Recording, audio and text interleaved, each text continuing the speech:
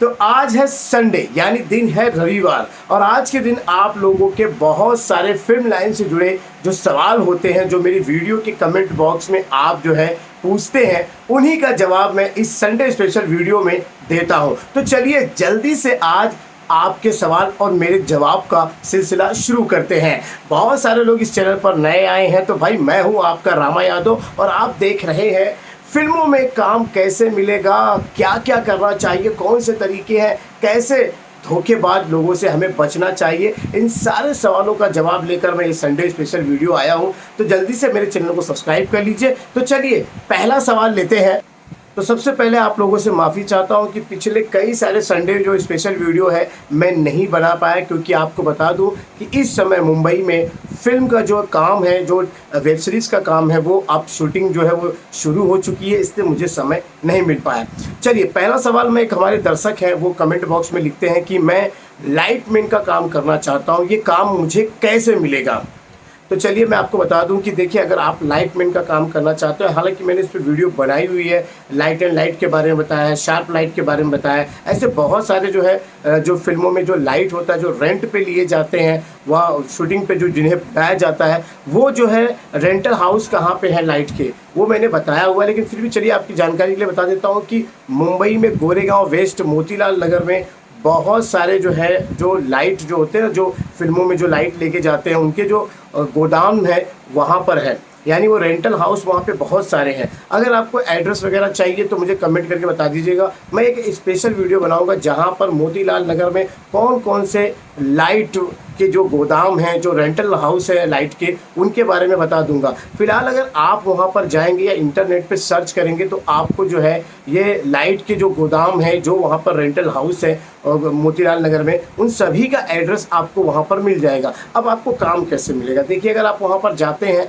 तो वहाँ पर अपना जो है एक बायोडाटा लेके जाइए। अगर आपने किसी प्रकार का इलेक्ट्रीशियन का कोई कोर्स वगैरह किया हुआ है या आपके पास कोई उसकी डिग्री वगैरह है तो आप उसको लगा दीजिए, और अगर नहीं है तो भी आप वहाँ पर अपना बायोडाटा वहाँ पर जमा कर दीजिए।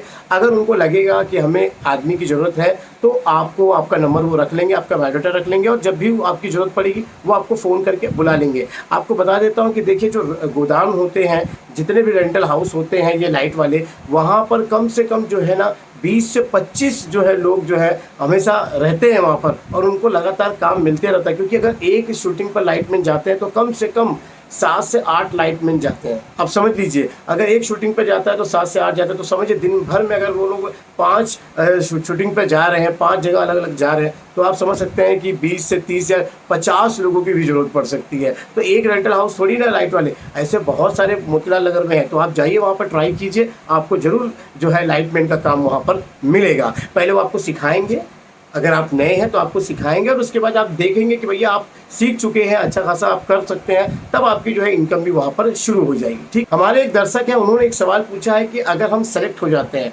हमें किसी टीवी या वेब सीरीज या फिल्म में कोई भी एक्टिंग का रोल मिल जाता है, काम मिल जाता है, और हमें उसके लिए मुंबई आना पड़ेगा, तो क्या हम अपने परिवार के एक सदस्य को ले जा सकते हैं?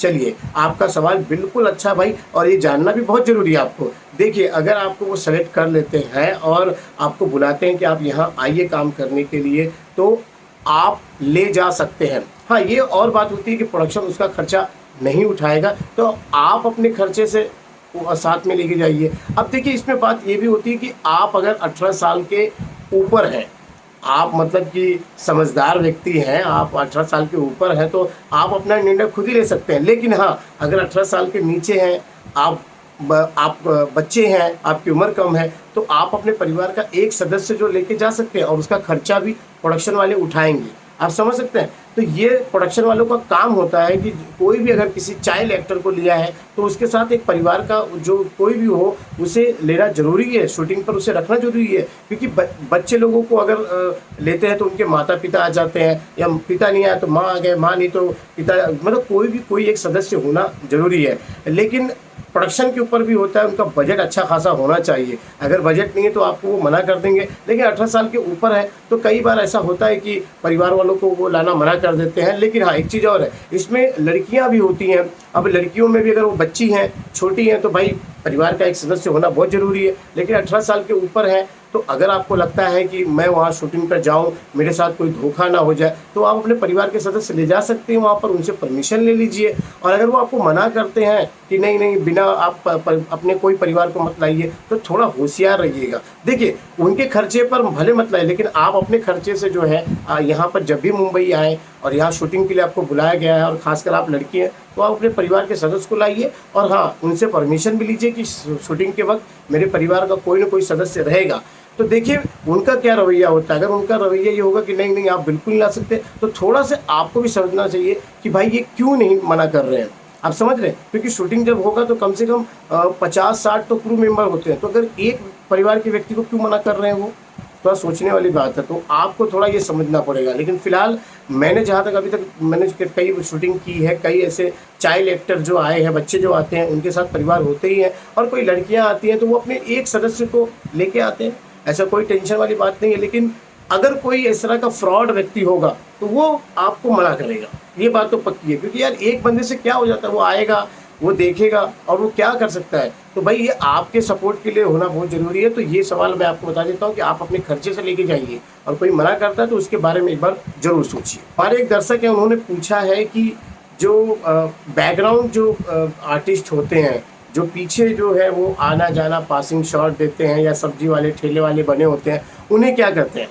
तो मैं आपकी जानकारी के लिए बता दूं कि जो एक आर्टिस्ट होता है, वो जो कैरेक्टर होता है, या जो हीरो या हीरोइन जो भी होता है, उसके पीछे जो लोग चलते रहते हैं, कभी भीड़ में, या कभी सब्जी वाले ठेले वाले, या कभी चौल का कोई हो जाता है, कोई पड़ोसी रिश्तेदार से दिखाते ना, वो होते हैं जूनियर आर्टिस्ट।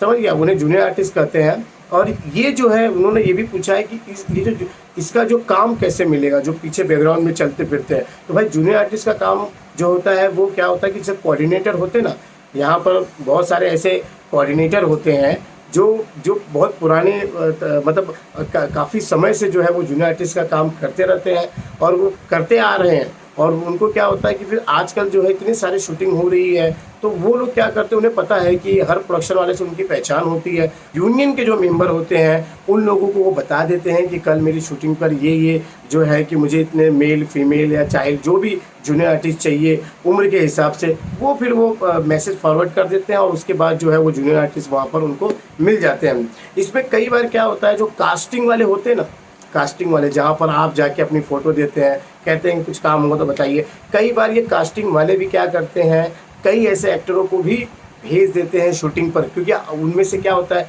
कई लोग ऐसे होते हैं शूटिंग कभी देखे नहीं होते हैं, उनको पहली बार जाने का मौका मिलता है, तो ये कास्टिंग वाले ऐसे लोगों को ही जूनियर आर्टिस्ट में जो है बोल के भेज देते हैं। कई सारे ऐसे प्रोडक्शन हाउस में जो है ना, आर्टिस्ट मॉडल को जूनियर आर्टिस्ट में भेज देते हैं, समझ गए। तो अगर आपको भी जूनियर आर्टिस्ट का काम करना है, तो कास्टिंग वाले और जो मैंने आपको सप्लायर बताया है, जो जूनियर आर्टिस्ट सप्लायर होते हैं, उनसे आपको कोऑर्डिनेट करना पड़ेगा, और वो जो आपको शूटिंग पर भेजेंगे तो आप वहाँ पर आसानी से जूनियर आर्टिस्ट का काम कर सकते हैं। ये काम इसलिए होता है क्योंकि आप शूटिंग के माहौल को देखते हैं, आप ये फैसला करते हैं कि मुझे यहाँ पर काम करना है या नहीं करना है, और वहाँ पर आप ये भी देखते हैं कि शूटिंग किस प्रकार से होती है, आर्टिस्ट कैसे डायलॉग बोलता है, जो कैरेक्टर आर्टिस्ट होता है वो कैसे बोलता है, डायरेक्टर कैसे रोल कट साउंड करता है, कैमरा एंगल कौन कौन से होते हैं, लाइटिंग कैसे होती है। तो एक जूनियर आर्टिस्ट से क्या यही फ़ायदा होता है कि शूटिंग के माहौल को जानने मिलता है, साथ में वहाँ पर आपका सप्लायर आपको कुछ पैसे भी देता है, और आपको वहाँ जो भी व्यवस्था होती है शूटिंग की, वो आपको एक आसानी से देखने को मिलती है, एक प्रैक्टिकल आपको मिलता है, तब वहाँ पे आप आसानी से फैसला कर सकते हैं। तो ये जूनियर आर्टिस्ट का जो काम करने से ये फ़ायदा होता है आर्टिस्टों को। तो बहुत सारे ऐसे आर्टिस्ट हैं जो जूनियर आर्टिस्ट बनकर कपिल शर्मा शो में चले जाते हैं, कौन बने करोड़पति में चले जाते हैं, बहुत सारे रियलिटी शो में चले जाते हैं, जो ताली बजाते रहते हैं ना, वो सब जूनियर आर्टिस्ट ही होते हैं, समझ गए आप। तो ये जूनियर आर्टिस्ट होते हैं। आप इनमें काम करने के लिए मैंने आपको बताया, जैसे कि आप जो है जो मैंने आपको ऑडिशन वाले जो बताया कि वहाँ पर जा सकते हैं, जो आपके ऑडिशन वगैरह लेते हैं, है ना, कास्टिंग वगैरह करते हैं, वो या तो फिर सप्लायर। ठीक है, अब आपके मन में सवाल होगा कि इसमें कार्ड वगैरह भी बनाना पड़ता है क्या। तो देखिए, कार्ड ऐसा ज़रूरी नहीं है, लेकिन अगर आपको जूनियर आर्टिस्ट का ही काम करना है, आप चाहते हैं कि मैं बस यही काम करना चाहूँ, उसमें अच्छे खासे आपको पैसे मिल रहे हैं, आपका जीवन चल जाएगा, आपको आगे नहीं बढ़ना, तो आप क्या करिए, जाके जूनियर आर्टिस्ट से बात करिए, उनके जो सप्लायर होते हैं, जो भी कोऑर्डिनेटर होते हैं, और उसके बाद क्या है कि उन्हीं का कार्ड आप यूनियन का बना लीजिए। ये काफ़ी कम में भी बनता है और काफ़ी ज़्यादा में भी बनता है। ज़्यादा वाला मैंने बताया आपकी वीडियो में बहुत सारे फ़ायदे हैं, लेकिन कम वाले में आप जो है शूटिंग पर जा सकते हैं, आपको कोई तंग नहीं करेगा, और अच्छे खासे पैसे भी आप कमा सकते हैं। दर्शक ने पूछा है कि बाउंसर यानी सिक्योरिटी का काम इसमें कैसे मिलेगा। देखिए, ऐसा है आप अगर मुंबई में आते हैं तो बहुत सारे सिक्योरिटी वाले जो है ना वो अपनी अपनी एजेंसी खोल के बैठे हैं। कई तो ऐसे हैं जो कई बड़े कलाकारों के बाउंसर हैं, कई जैसे शाहरुख खान, सलमान खान और भी अमिताभ बच्चन, ऐसे बहुत सारे जो है ना कलाकार, उनके जो सिक्योरिटी गार्ड होते हैं ना, जो बाउंसर होते हैं, उन्होंने अपनी ही एक जो है कंपनी बना रखी है सिक्योरिटी के लिए, ठीक है ना, क्योंकि उनकी जान पहचान बहुत होती है प्रोडक्शन वालों से। और भाई उनके आर्टिस्ट काम कर रहे हैं तो उन्हें पता भी है कि वो कैसे, मतलब कि क्या चीज़ से सिक्योर करना है, कैसे करना है, तो उन्होंने अपनी भी कंपनी बना रखी है। इनके नामों का पता आपको इंटरनेट से चल जाएगा। आपको बता दूं कि सलमान खान का जो है शेरा की जो है वो अपनी एक सिक्योरिटी एजेंसी है ही है। आप अगर अक्षय कुमार का लेंगे तो वहाँ भी उनके जो बाउंसर है उनकी भी। अमिताभ बच्चन का भी आपने हाल ही में सुना होगा कि उनके जो एक सिक्योरिटी गार्ड थे, उनकी भी एक जो है इस तरह की जो है कंपनी है। तो ऐसे बहुत सारे हैं। तो अगर इनमें ज्वाइन होते हैं, इनकी अगर सिक्योरिटी एजेंसी में आप बाउंसर का काम, अगर आपकी पर्सनालिटी अच्छी है तो आप इस पर कर सकते हैं। और देखिए ये लोग मैं इसलिए बता रहा हूँ क्योंकि इनकी जो काम होते हैं वो फिल्म लाइन में ही सिक्योरिटी देना या बाउंसर देना, ये इनका काम होता है। अगर आप दूसरा अगर कोई सिक्योरिटी एजेंसी पकड़ते हैं तो वहाँ पे क्या होगा, वो आपको किसी बिल्डिंग के गेट के पास बैठा देगा, तो आप वहीं फंस जाएंगे। तो अगर आपको फिल्मी लाइन में आना है तो आप फिल्म के जो सिक्योरिटी गार्ड है, उनकी जो कंपनियां हैं, उनसे संपर्क करना पड़ेगा। अच्छा, इस पर एक स्पेशल वीडियो बनाऊंगा, कमेंट करेंगे तो। लेकिन अगर आप चाहते कि अभी आपको उसका रिजल्ट मिल जाए, अभी नंबर मिल जाए, तो आप इंटरनेट पर सर्च कर लीजिए, गूगल में आपको पता चल जाएगा, ठीक है।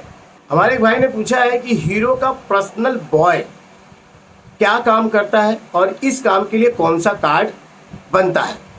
देखिए ऐसा है, मैंने इसके पहले भी बताया था कि पर्सनल बॉय, तो भाई पर्सनल बॉय का मतलब आप समझ ही गए होंगे कि भाई जो भी हीरो जब सेट पे पहुंचता है या कोई भी कैरेक्टर आर्टिस्ट जब पहुंचता है, फिल्म का जो भी मेन लीड रोल कर रहा है, उसका बॉय का काम होता है कि वो अपने हीरो का, यानी अपने जो हमारा जो मालिक है, उसको पूरा देखभाल करना, समय पे चाय नाश्ता कॉफ़ी, उसके लिए फ्रूट वगैरह, जो भी उसके जो पर्सनल चीज़ें हैं, मोबाइल पकड़ना, जो भी उसके बैग वगैरह, वो सब लेके चलता है पर्सनल बॉय।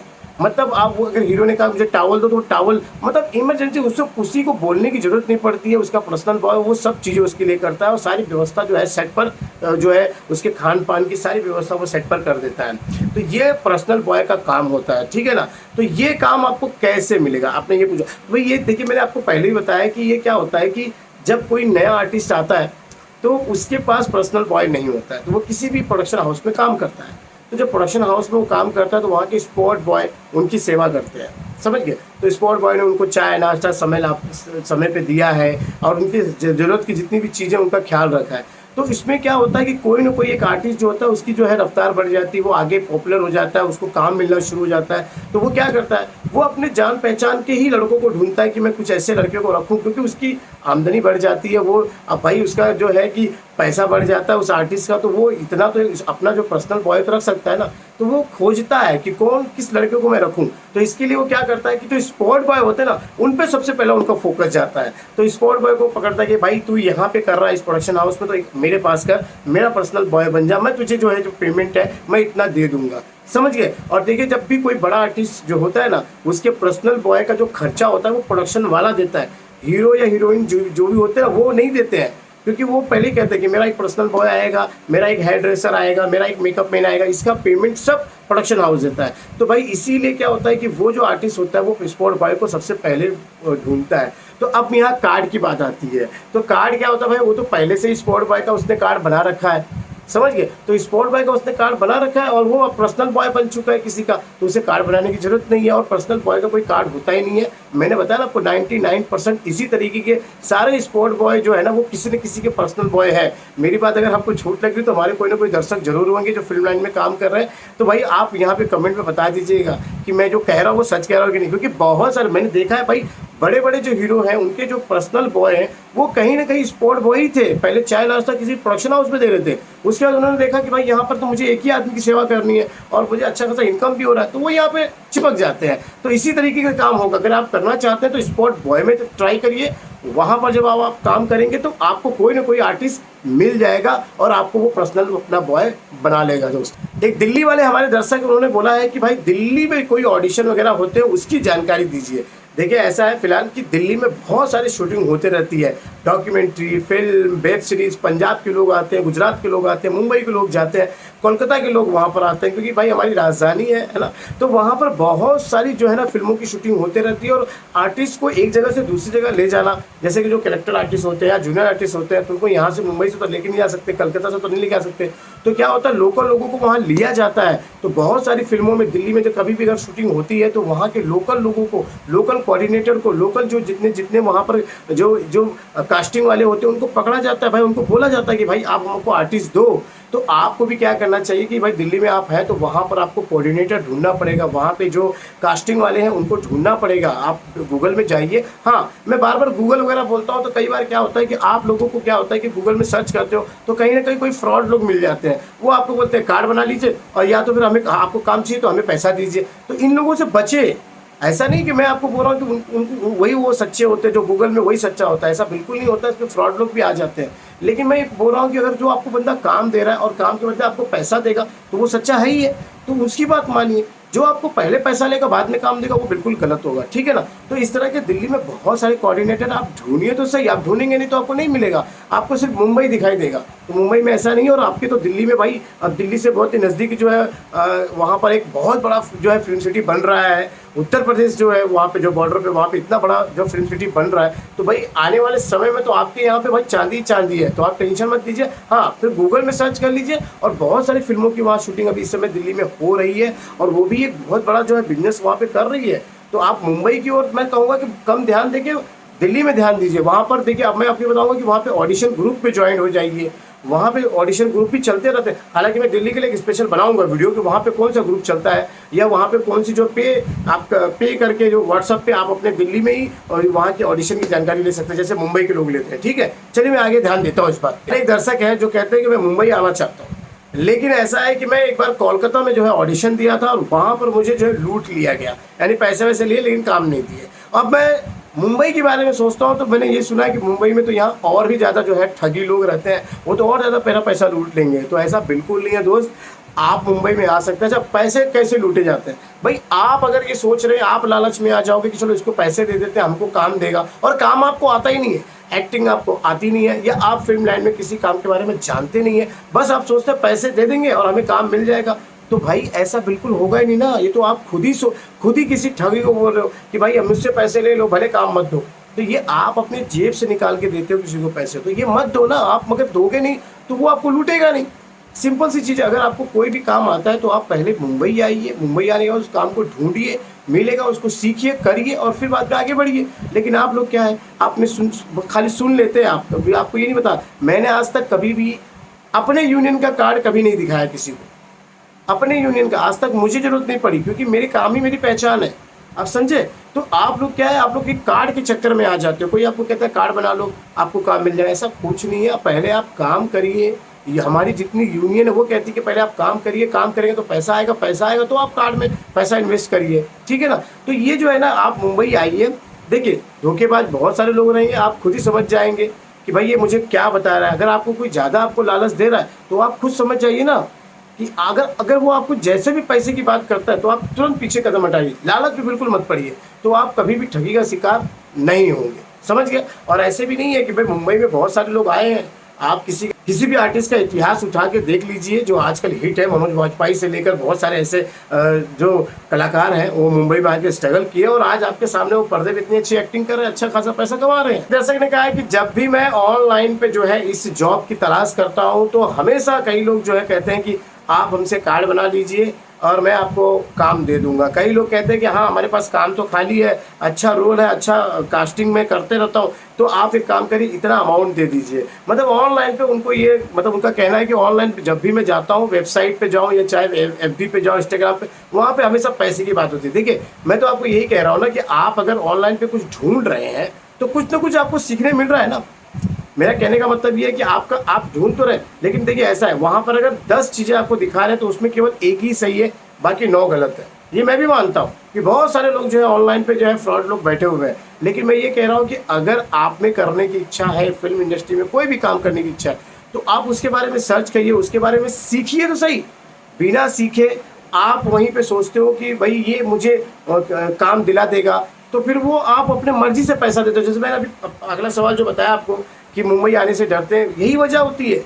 बहुत सारे लोग बैठे बैठे, अच्छा मुंबई में आए नहीं है, मुंबई के बाहर बैठे हुए हैं और फेसबुक पे बातचीत हो रही है या चैट हो रहा है, उस पर वो किसी को भरोसा कर लेते हैं, फोटोग्राफ देख लेते हैं, अरे इसके साथ फोटो, इसके साथ फोटो, फोटो कैसे खिंचाते हैं उस पर मैंने वीडियो बनाई है। तो भाई मैं आपको बता चुका हूँ कि इन चक्करों में आ जाते हैं।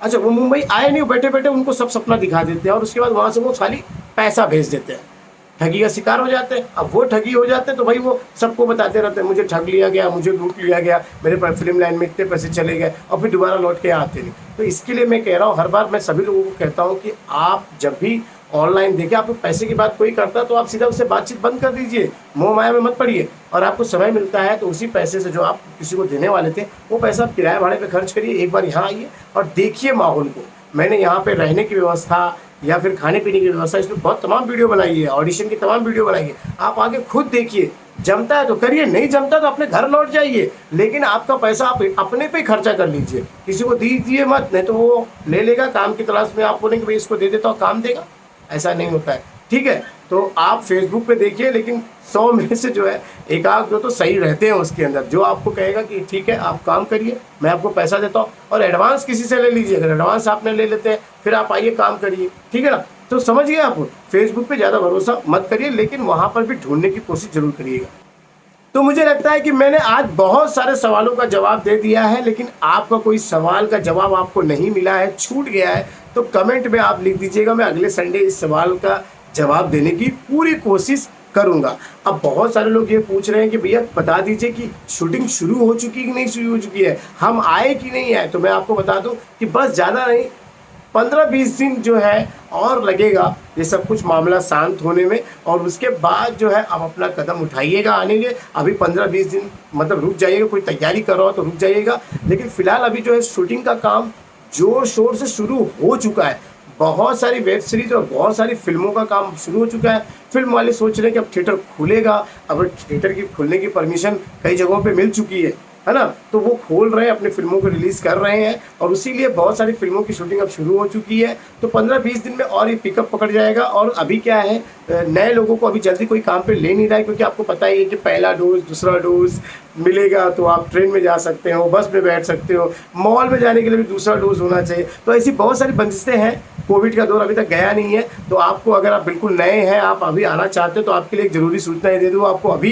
कि देखिए, अगर आप मुंबई आ रहे हैं तो भाई आप कोविड का जो है नियमों का पालन आपको करना पड़ेगा, मास्क आपको तुरंत लगाना पड़ेगा, नहीं तो अभी इस समय 200 रुपये का फाइन है, आपको कार्रवाई हो जाएगी। और हाँ, बिल्कुल नए हैं तो आप क्या है कि अगर आप ऑटो में बैठे हैं या सार्वजनिक स्थान पे जा रहे हैं तो थूकिएगा मत, गंदगी मत करिएगा, नहीं तो आपको कानूनी कार्रवाई वहाँ भी होगी। और आने के बाद कोई भी इस तरह का गलत काम बिल्कुल मत करिएगा जिससे समाज को और आपको तकलीफ पहुंचे, नहीं तो इसमें सबका नाम खराब होता है। तो चलिए, मुझे उम्मीद है कि आज की जानकारी और आज की वीडियो आपको अच्छी लगी होगी। तो प्लीज़ यार, रात के बहुत लेट मैंने वीडियो बनाया, 12 बज रहे हैं, तो मेरे लिए एक लाइक दीजिए, क्योंकि कल संडे सुबह वीडियो आपको चाहिए। काम पे से लौट के वीडियो बना रहा हूँ, तो प्लीज़ यार लाइक देके जरा। और बहुत सारे लोग नए हैं तो भाई चैनल को सब्सक्राइब कर लो, क्योंकि मैं फिल्म लाइन में काम की जानकारी वाले वीडियो बनाते रहता हूँ। तो चलिए, आज के लिए बस इतना ही, मिलते हैं अगले वीडियो में, तब तक के लिए नमस्कार।